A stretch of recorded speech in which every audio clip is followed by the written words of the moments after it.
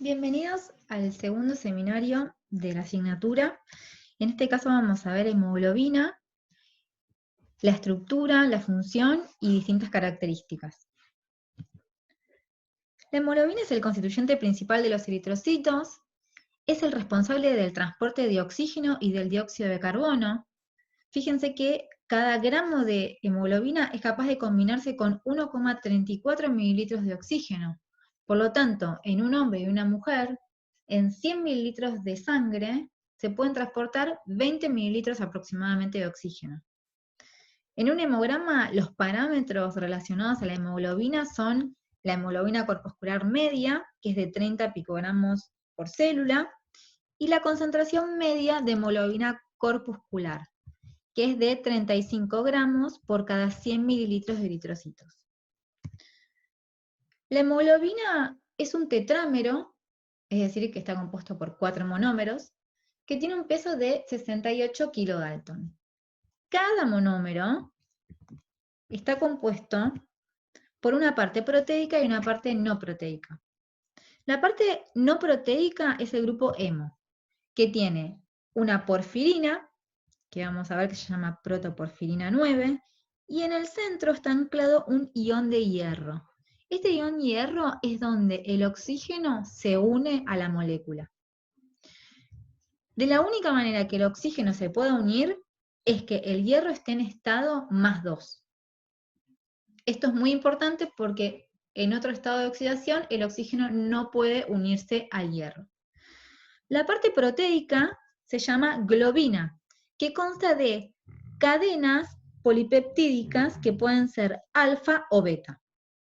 Entonces, en la estructura de la hemoglobina podemos ver que en general vamos a tener 4 cadenas polipeptídicas que van a ser 2 alfa o 2 beta, 4 porfirinas y incrustados los 4 hierros ferrosos.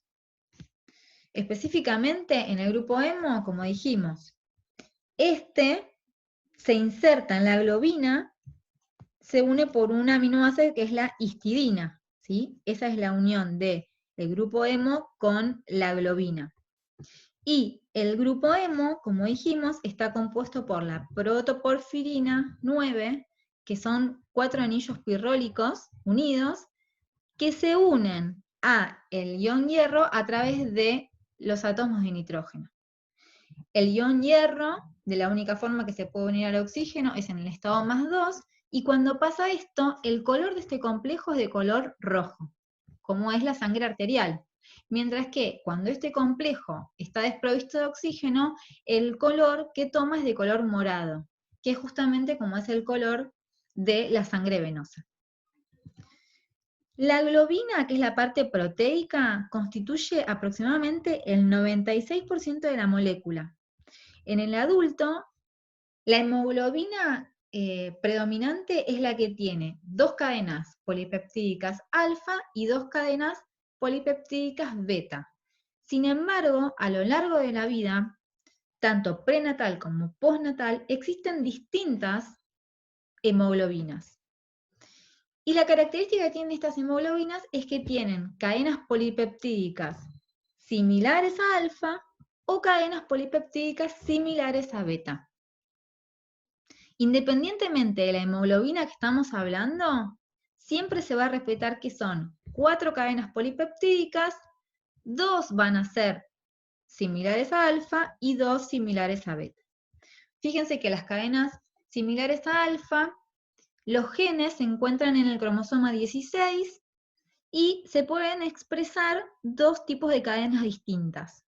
Mientras que los genes que expresan las cadenas polipeptídicas similares a beta están en el cromosoma 11 y por lo menos se pueden expresar 4 tipos de cadenas. ¿Sí? Volvemos a repetir, independientemente de la hemoglobina que estemos hablando, siempre van a haber 4 cadenas polipeptídicas, 2 van a ser del tipo alfa y 2 van a ser del tipo beta. Entonces, al inicio de la vida, en el embrión, vamos a tener 3 tipos de hemoglobinas embrionarias, ¿sí? Acuérdense que en los eritrocitos, el saco, en el embrión, el saco vitelino es el que produce los eritrocitos. Luego, a partir de las 10 semanas de gestación, se empieza a sintetizar la hemoglobina fetal, ¿sí? Que tiene 2 cadenas alfa y 2 cadenas gamma.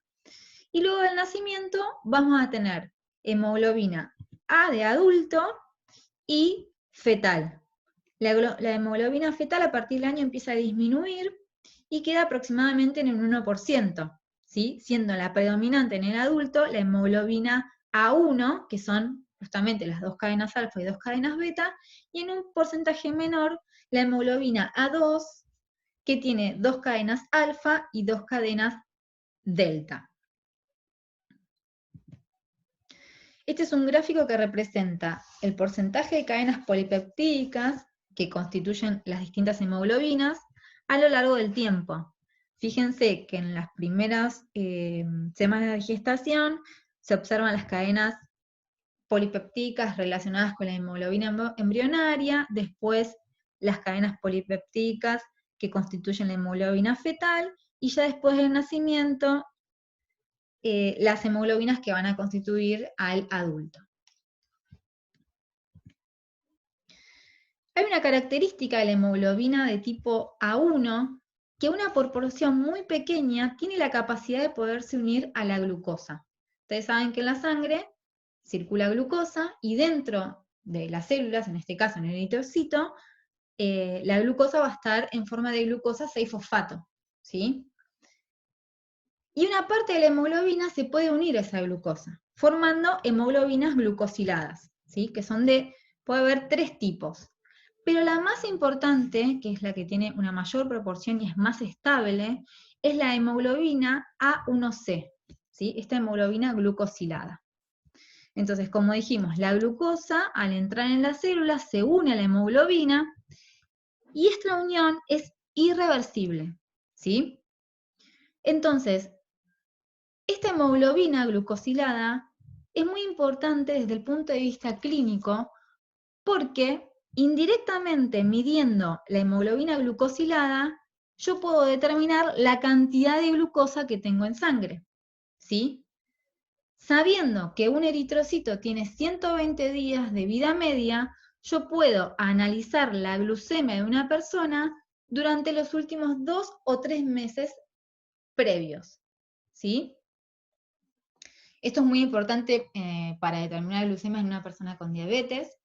Y acá se observa un gráfico donde se ve la concentración de glucosa en relación a la cantidad, al porcentaje de esta hemoglobina glucosilada. Fíjense, a partir de un 10% ya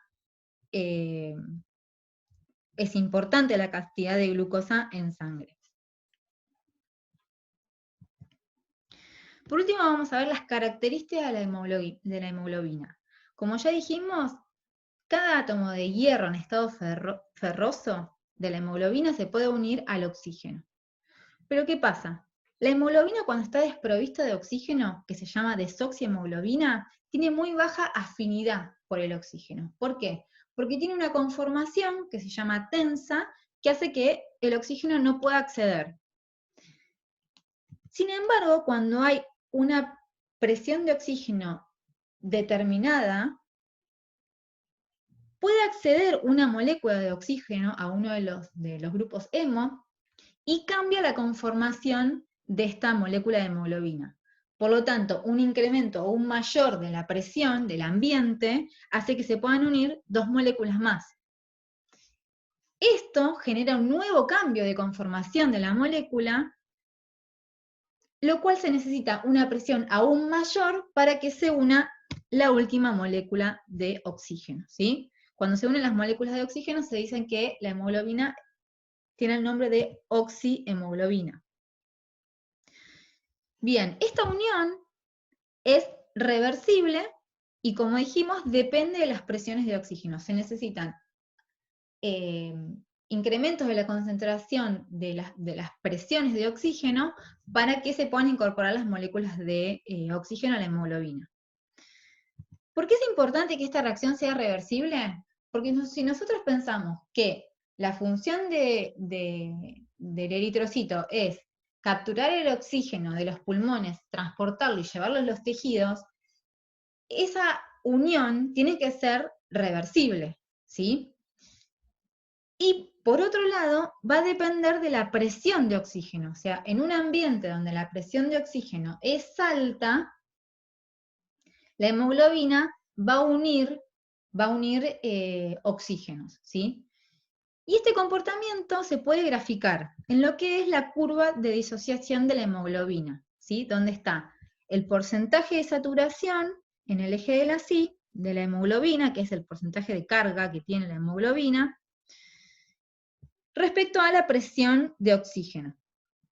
Entonces, a presiones de oxígeno bajas, la hemoglobina no se va a poder cargar con oxígeno. Sin embargo, a medida que va aumentando, empieza a incorporar oxígeno, ¿sí? Hasta que llega un punto que sigue incorporando oxígeno, pero a partir de más o menos 40 milímetros de mercurio, esta incorporación de oxígeno es más lenta, ¿sí? Es menor.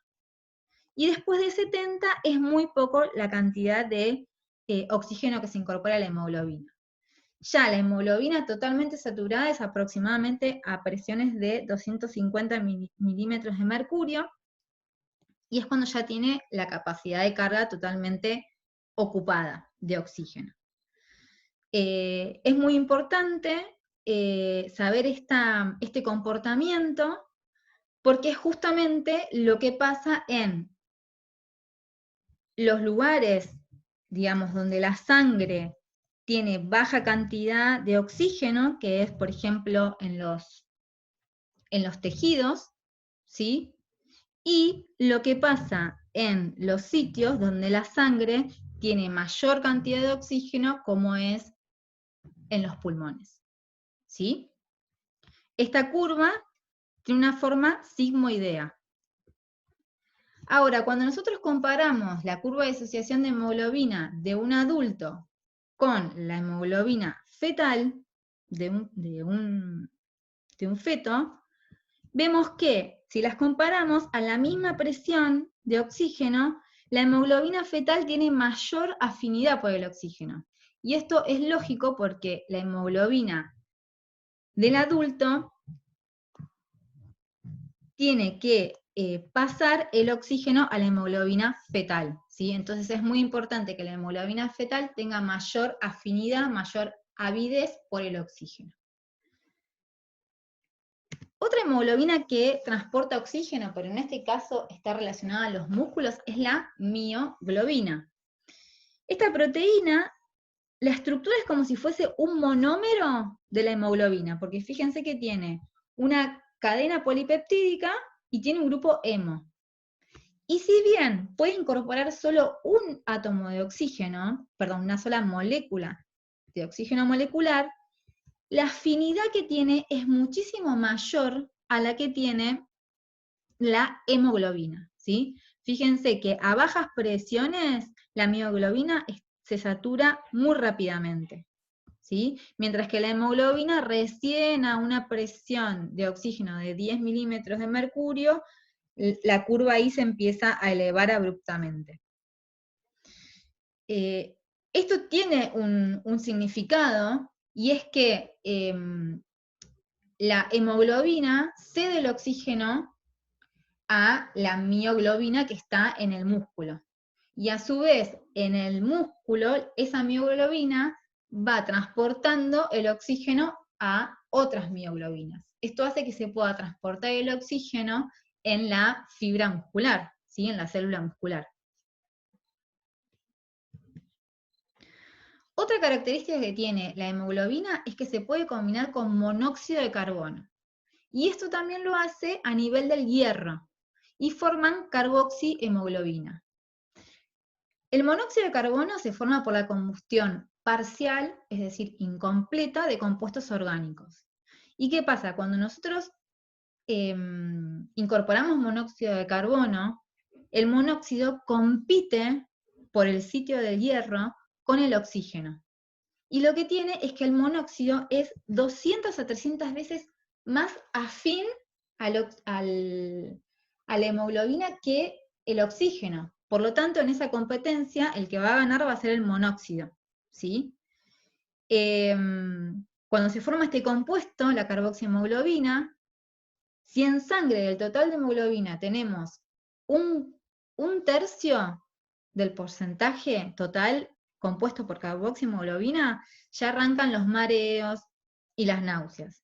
Ya si tenemos un 50% peligra la vida, y entre un 70 y un 60% de carboxihemoglobina produce la muerte por asfixia. ¿Sí?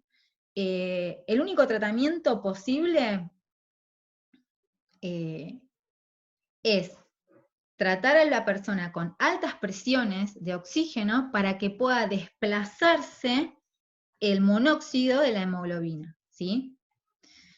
Esto es curioso porque la unión del monóxido a la hemoglobina forman un complejo que es de color rojo cereza. Por eso los individuos que están intoxicados se ven de un tinte rosado y saludable.